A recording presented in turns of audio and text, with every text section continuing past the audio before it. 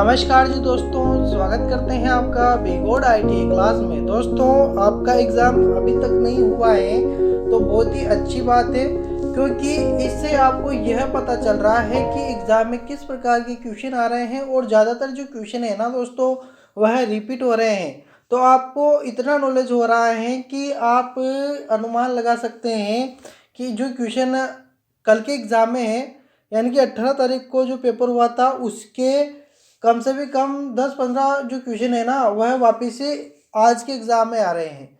तो आपके एग्ज़ाम जितने लेट होंगे ना, उतना ही आपका नॉलेज बढ़ जाएगा कि किस प्रकार के क्वेश्चन पूछे जा रहे हैं और कहाँ से क्वेश्चन। जिनका सबसे पहले एग्ज़ाम हुआ है तो उनको पता नहीं था कि किस प्रकार के क्वेश्चन आएंगे, कहाँ से आएंगे, तो उनको दिक्कत हुई थी। लेकिन आपको इतनी दिक्कत का सामना नहीं करना पड़ेगा। आप जितने एग्ज़ाम हो रहे हैं तो उनके प्रीवियस पेपर जो क्वेश्चंस हम डाल रहे हैं वह पढ़िए, उसी के साथ नेमी मॉक टेस्ट के जो क्वेश्चंस है वह पढ़िए। इन सभी से मिक्सेस क्वेश्चन आ रहे हैं, ठीक है। तो आपके लिए बहुत ही फायदे वाली बात है।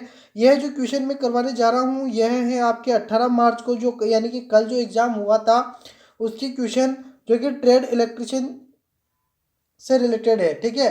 इलेक्ट्रिशियन ट्रेड के जो बच्चे हैं वह इस वीडियो को अंतिम तक जरूर देखिएगा। इसमें थियोरिटिकल जितने भी क्वेश्चन हैं वह सभी इसमें मिक्स किए गए हैं जो 18 तारीख को एग्जाम में आए थे। तो दोस्तों, क्वेश्चन है पहला कि क्रॉस कट ठंडी रेती का क्या उद्देश्य है। दोस्तों, ये 17 तारीख को भी एग्जाम में आया था और यह 18 को भी आया है।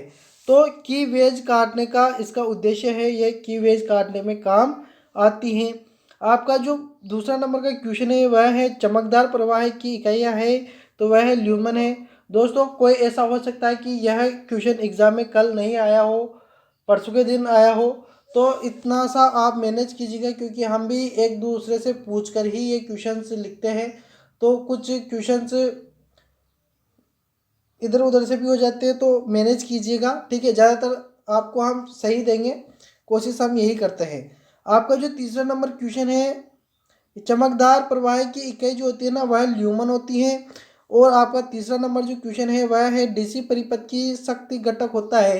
तो डीसी परिपथ जो होता है उसका शक्ति घटक जो होता है वह 1 होता है, ठीक है। चौथा चौथा नंबर का क्वेश्चन है वह है शुष्क सेल का ईएमएफ लगभग कितना होता है। तो शुष्क सेल जो होता है ना, उसका ईएमएफ 1.5 वोल्ट होता है। दोस्तों, हमने कल भी बच्चों से पूछा था कि किस प्रकार के क्वेश्चन आ रहे हैं, तो उन्होंने यही जवाब दिया था कि जो क्वेश्चन 17 तारीख को एग्जाम में आए हैं वही क्वेश्चन वापस से पूछे गए हैं। तो इससे अनुमान लगाया जा सकता है कि क्वेश्चन बार बार रिपीट हो रहे हैं, ठीक है। यह ट्रेड थ्योरी का है। इसके साथ इससे पहले मैंने एक वीडियो अपलोड किया था, उसमें वर्कशॉप कैलकुलेशन और एम्प्लॉयबिलिटी स्किल्स के क्वेश्चन मैंने अपलोड किए हैं। तो आप इससे पहले वाला जो वीडियो है उसको भी देखिएगा। उसको कहाँ से आप उसको देखोगे, या तो आपको डिस्क्रिप्शन में लिंक मिल जाएगा। डिस्क्रिप्शन में लिंक अगर नहीं मिले तो आपको करना क्या है, जैसा कि दोस्तों आप मेरा कोई सा भी एक वीडियो देख रहे हैं अभी वर्तमान में, तो ठीक है ना, ये मैंने 1 घंटे पहले अपलोड किया था। जैसे कि आपको कहाँ से निकालना है, तो जैसे कि आपके यहाँ पर नीचे बी गोड ITI नज़र आ रहा होगा, इस पर जैसे ही आप क्लिक करोगे, सॉरी,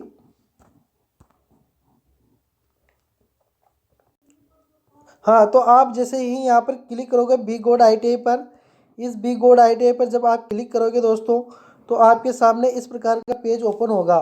इस प्रकार का पेज ओपन होगा जिसमें आपको यहाँ पर वीडियो प्लेलिस्ट लिखा हुआ नजर आएगा। तो इस प्लेलिस्ट पर जैसे ही आप क्लिक करोगे, क्लिक करने के बाद में आपको सारी प्लेलिस्टें यहाँ पर ओपन सी मिलेगी। तो ये टोटल प्लेलिस्टें हैं, जिसमें से आपको यहाँ पर लिखा हुआ है ITI first year old exam paper. तो इस पर आप क्लिक करोगे तो यहाँ से आपको सभी ओल्ड एग्ज़ाम पेपर मिल जाएंगे। ये पहले जो आपके इंजीनियरिंग ड्राइंग के पेपर हुए थे वह पेपर से है, ठीक है।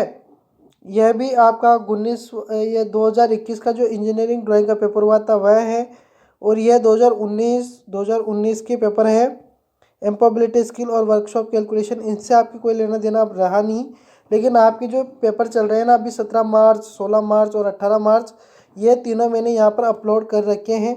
अभी 18 मार्च का जो पेपर है वह है आपका आल ट्रेड, यानी कि वर्कशॉप कैलकुलेशन और एम्प्लॉयबिलिटी स्किल्स के। यह मैंने अलग अलग क्यों बनाए 18 मार्च को, तो 18 मार्च के जो पेपर है अलग अलग बनाने का उद्देश्य यह है कि आपका ओनली ट्रेड इलेक्ट्रिशियन के हिसाब से यह मैंने इलेक्ट्रिशियन थ्योरी का पेपर बनाया है। और वर्कशॉप कैलकुलेशन और एम्पॉबिलिटी स्किल्स सभी के सेम होता है, यानी कि सभी ट्रेड्स के लिए ये अलग से हमने तैयार किया है।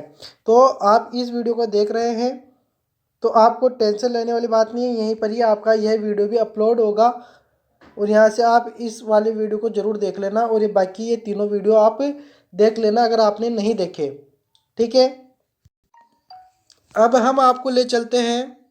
अगला जो क्वेश्चन है, सूक्ष्म शेल का ईएमएफ कितना होता है? तो 1.5 वोल्ट होता है, ये आप ध्यान रखना। ठीक है, 5वें नंबर का जो क्वेश्चन है वह है, एक चुंबकीय क्षेत्र में एक सुचालक के घूर्णक द्वारा प्रेरित ईएमएफ होगा, तो वह होगा हमेशा दोस्तों गतिमान। ठीक है, नेक्स्ट जो क्वेश्चन है, एम्पियर किसकी इकाई है? यह तो सबसे मोस्ट इंपॉर्टेंट क्वेश्चन है और बहुत ही सरल क्वेश्चन है। यह 3-4 एग्जाम जो हुए हैं उनमें सभी में यह क्वेश्चन पूछा गया है, तो आपको यह याद होना आवश्यक है कि एम्पियर की इकाई होती है करंट।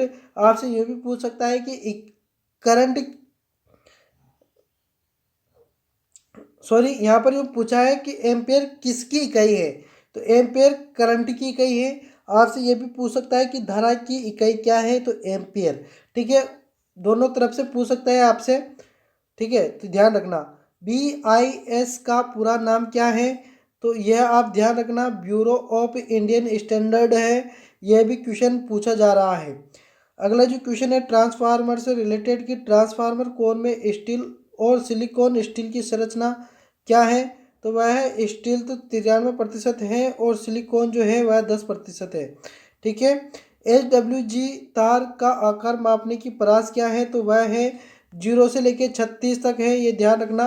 0 से 36 स्लॉट होते हैं जो यह परास है, ध्यान रखना। इसी के साथ एक और क्वेश्चन यह पूछा गया था कि HWG जो स्टैंडर्ड वायर गेज जो होता है उसका आकार कैसा होता है, तो उसका आकार होता है वृत्ताकार। तो इसी से रिलेटेड ये क्वेश्चन है दोस्तों, आप ध्यान रखना।